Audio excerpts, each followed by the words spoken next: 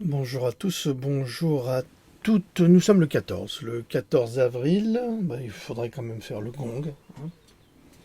Allez, on va faire le gong pour une fois. C'est pas vrai.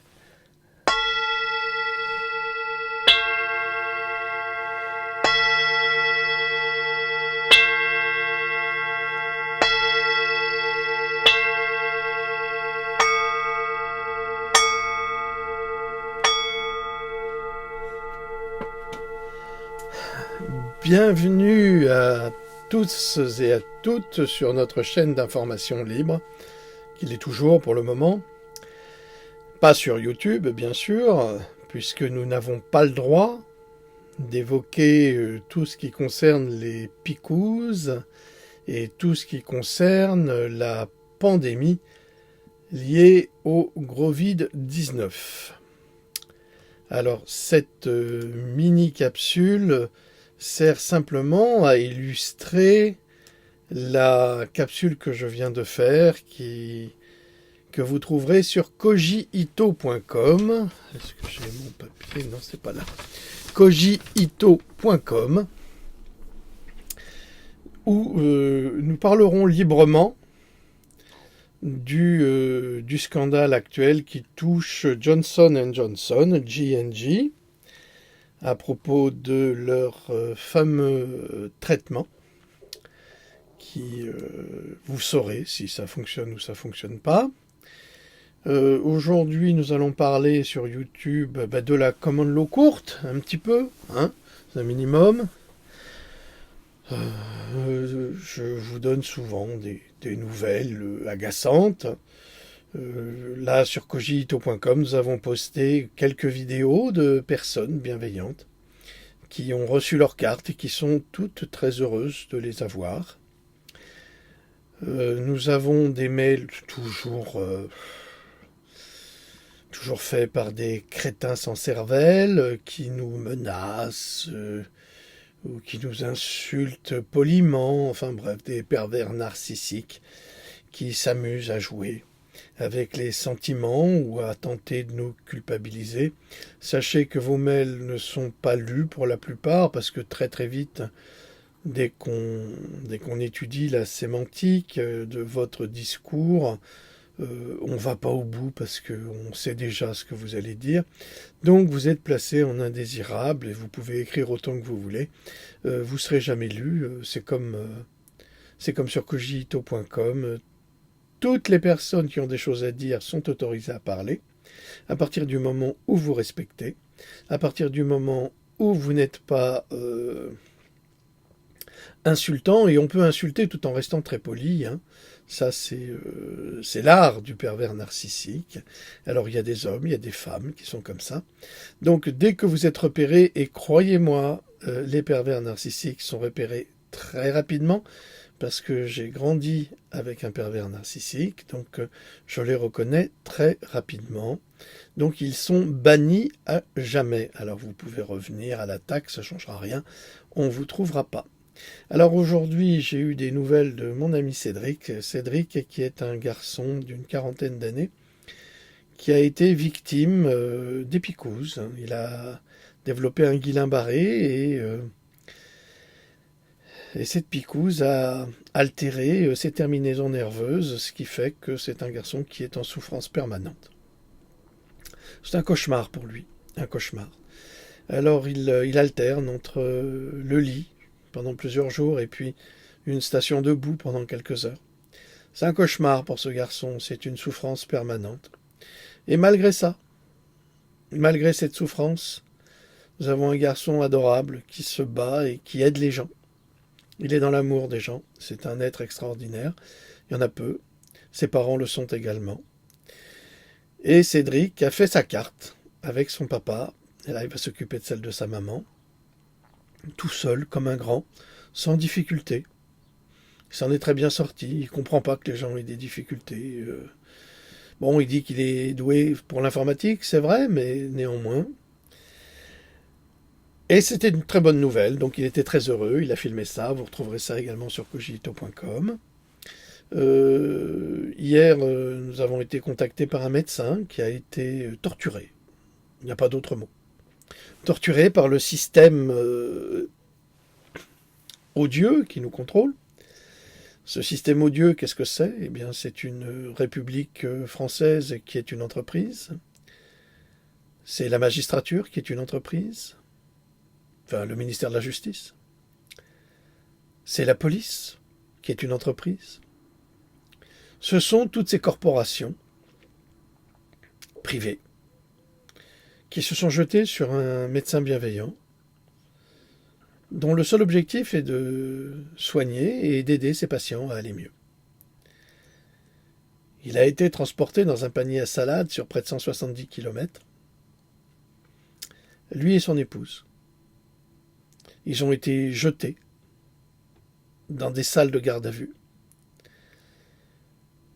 en pleine période de Covid.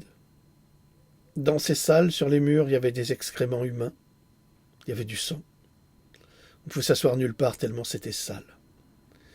Il est resté 3 jours là-dedans.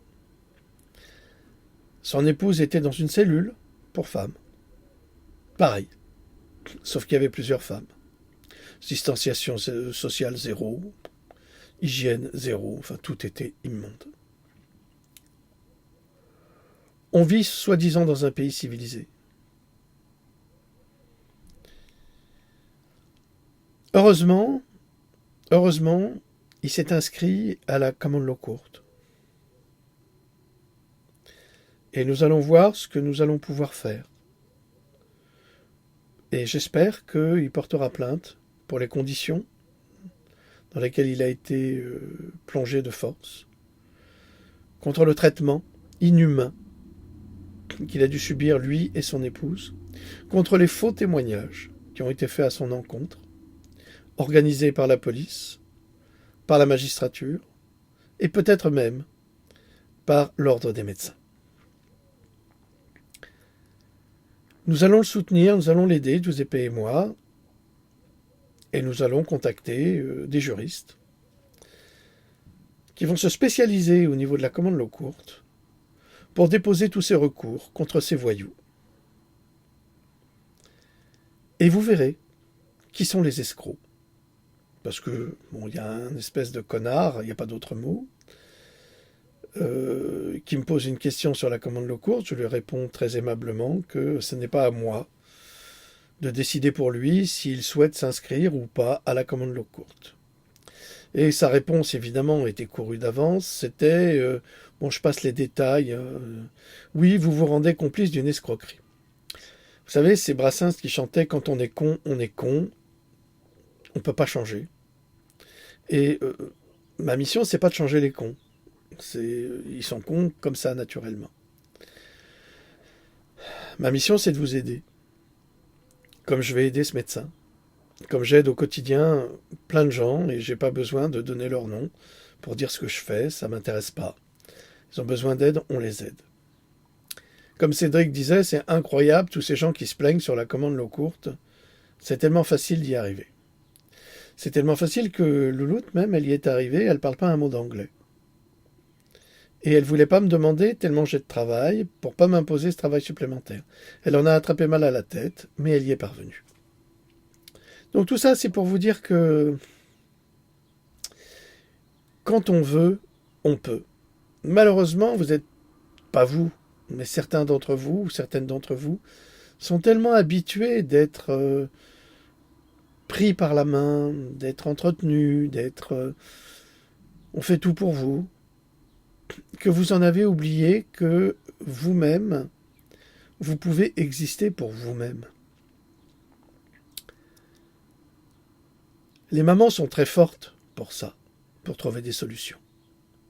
Parce qu'elles ont les enfants. Donc elles n'ont pas le choix. Les hommes sont plus mous, en dehors de ceux qui sont très débrouillards. Tout ça pour vous dire que la souveraineté, c'est pas quelque chose qui se donne. Je vous l'ai déjà dit. On doit se battre pour cette souveraineté. Vous devez vous battre. Vous devez prendre cet exemple de nos frères africains qui ont été mis en esclavage. Et on n'a pas pris les plus idiots. Les Blancs ont bien choisi les plus érudits de ces Africains, les plus intellectuels, les plus philosophes, pour détruire, au cœur même de l'Afrique, ce foyer de pensée et de culture, et pour le transposer ailleurs, là où il n'y avait plus aucun repère. Et on a réduit les hommes en esclavage. Je puis vous assurer que si, à cette époque-là, on leur avait dit écoutez, vous pouvez briser vos chaînes sans avoir à tuer qui que ce soit, grâce à un système, grâce à une porte, qui s'appelle la common law court. Eh bien, ils ne se seraient pas plaints, ces gens-là. Ils auraient tout fait pour apprendre. Et ils en seraient sortis de leur esclavage.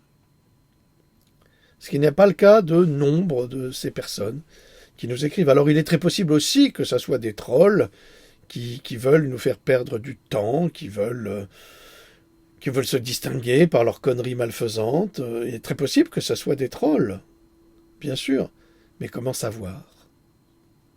On ne peut pas toujours faire la différence, parce qu'ils sont en train de pleurer, de geindre, tout comme tous ces trolls qui veulent que je leur fasse des diagnostics médicaux, alors que je ne suis pas médecin, c'est pas mon rôle.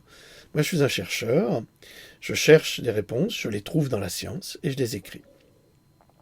Ces trolls n'ont jamais acheté un de mes livres, évidemment, parce que ça ne les intéresse pas. Ils veulent certainement pas entretenir la vérité de Jean Drock, qui pourrait, en fait, leur faire perdre leur job.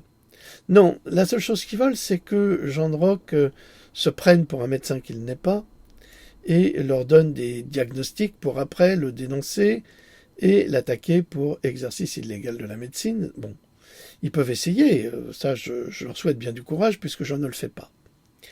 D'autre part, même si ça devait arriver, mais ça n'arrivera jamais, même si ça devait arriver, étant un être souverain, leur juridiction ne me concerne pas. Ça ne me concerne pas. Je suis désolé. Je suis un être souverain, je peux répondre à des questions que l'on me pose. Cela ne veut pas dire que je suis en train de prendre le rôle d'un soignant, loin de là. Ce n'est pas du tout mon objectif, puisque systématiquement, je vous renvoie vers les soignants en vous disant « je ne peux pas répondre à vos questions », comme ceux qui me demandent « vous n'auriez pas un truc pour… » Quelle idée! Mon maître, qui s'appelait Jean Gilles de Pélichy, et qui s'appelle toujours, je le souhaite, quand il prenait un patient, il le gardait 4 heures. 4 heures pour bien comprendre ce patient, pour bien comprendre ses difficultés. Aujourd'hui, vous n'avez que très rarement un médecin qui vous prendra 4 heures. Vous avez droit à 10 minutes, 15 minutes au grand maximum, si vous êtes sympathique. La médecine est devenue un métier qui n'en est plus un. On a des médecins qui ne sont plus compétents, on a des médecins qui sont des pourvoyeurs, on a des médecins qui sont des vendeurs de Big Pharma, et qui sont soutenus par la sécurité sociale, la SS, évidemment, qui leur donne des petits guides pour répondre aux maladies à travers les médicaments de Big Pharma. Les médecins sont également le jouet des laboratoires qui leur proposent de prendre leurs médicaments en échange de certains avantages. Vous avez régulièrement des médecins qui partent au Brésil ou ailleurs, n'importe où, dans des hôtels 5 étoiles, tout frais payés, avec leur famille, ou pas. Ou qui vont faire des congrès. Et là, on leur offre tous les services privés souhaitables. Et tout ça sont les laboratoires qui payent. Vous inquiétez pas, les politiques vivent exactement dans le même lit que ces médecins. Les clubs des partis politiques sont en règle générale financés en France par les laboratoires pharmaceutiques. Je l'ai prouvé dans Pandora 1. Donc, il y a une corruption permanente dans cette médecine. Et notre rôle, en tant que chercheur, je répète, chercheur en sciences humaines, c'est de révéler cette imposture qui fait que chacun va croire à tout et n'importe quoi à partir du moment où vous avez un titre de professeur, un titre de médecin. Et alors vous auriez une parole d'évangile. Malheureusement, et nous l'avons prouvé, parmi ces médecins, vous avez des médecins corrompus qui aiment plus l'argent que de sauver des vies. Et qui sont prêts à tout, comme une grande partie de ces médecins que nous avons vus à la télévision pendant la crise Covid, en dehors bien sûr du professeur Perron, qui est très engagé. Évidemment, on a tué son beau-frère parce qu'on ne l'a pas soigné. Donc lui, il est assez révolté par rapport à ça, et il en fait part, très librement. Vous aviez le professeur Raoult également, qui a développé un protocole de soins pour soigner du Covid, et qui vient d'être décoré par le Sénégal, par le président sénégalais, pour avoir utilisé le protocole du professeur Raoult. Vous avez aussi le docteur Fouché. Le docteur Fouché qui prend d'énormes risques. Donc vous avez quelques médecins, si vous voulez, qui sont très engagés, et d'autres qui le sont moins. Qu'est-ce que ça veut dire? Ça veut dire qu'il y en a qui ont fait un serment, qui ont fait un métier. Le métier de soigner, coûte que coûte. Mais pas le métier de soigner pour forcément gagner de l'argent au détriment de la santé. C'est ce que nous verrons sur cogito.com. Vous verrez que tout est expliqué dans cette nouvelle capsule, et vous y apprendrez énormément de choses, une quantité d'informations, toujours avec un peu d'humour, parfois un peu de grossièreté, mais que voulez-vous, les comiques font des choses drôles, avec des mots drôles. Alors avant de vous quitter, je vous représente quelques livres. Vitaminéral que vous pouvez trouver sur notre site.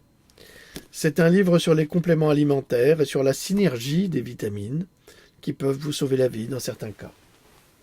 Comme vous l'avez vu dernièrement, nous avons fait un travail sur la vitamine D. La vitamine D qui est connue pour soigner de certains virus. Actuellement, la vitamine D est très efficace contre le gros vide. Vous avez le Pandora 8. Pandora 8 qui est un des deux tomes. Le second est ici.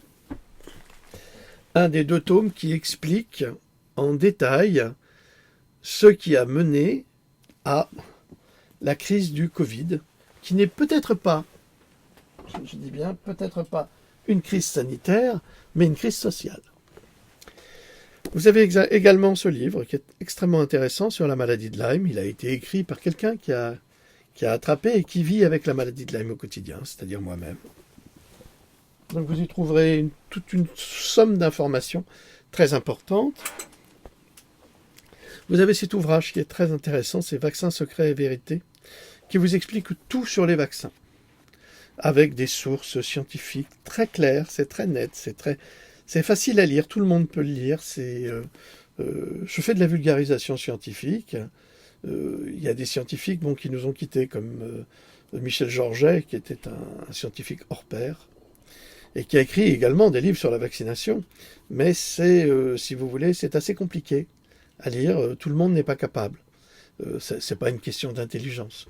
C'est une question de vocabulaire scientifique qu'il faut avoir pour comprendre certaines explications. Donc, il faut aussi rendre accessible le savoir à toutes les couches de la population, et surtout celles qui ignorent tout des picousses. Donc, vous avez Vaccins, secrets et vérités, que vous pouvez trouver à la fois sur Amazon et également sur notre site cogito.com, sous forme de dons, évidemment. Vous avez encore ces trois-là. Excusez-moi. La prochaine vidéo, on la fera avec Louloute, elle m'aidera pour ça. Alors ça, c'est Pandora 6. C'est Sherlock ou le mystère de Rougeole, l'histoire d'un culte. C'est très intéressant, vous y apprendrez énormément de choses sur la polio, sur la rougeole. Tout ce qu'il faut savoir sur la rougeole, c'est là-dedans.